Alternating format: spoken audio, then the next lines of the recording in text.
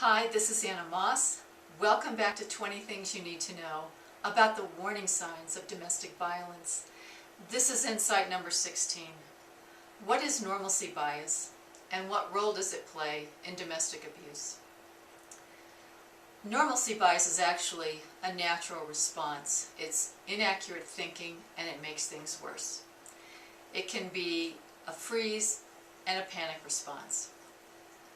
Part of normalcy bias comes from thinking that since something has never happened, it never will, such as, he would never try to hurt my child, or kill my dog, or interfere with my friendships, or sabotage my career.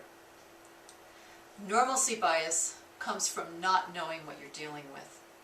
It manifests as both a cause and a result. As a cause, normalcy bias means not grasping the gravity of a situation. When you're faced with something you've never experienced before, the typical result is to expect a non-dramatic result.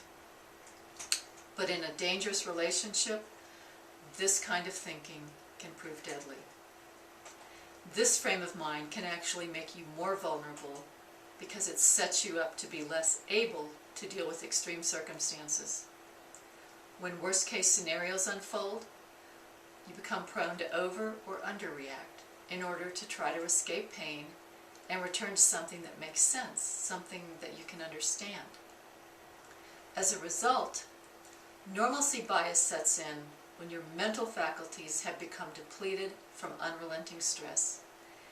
This is when your thinking becomes impaired, and it's also when your emotions begin to shut down. In other words, normalcy bias often takes over when you're weak and getting weaker. This leads to your making poorer and poorer decisions. And as you do, the consequences get more and more dire. Normalcy bias results in suffering and death that could otherwise be avoided. Normalcy bias is an important but little known factor of the mental and emotional exhaustion that is endemic in abusive relationships. Next, what form does relationship violence take?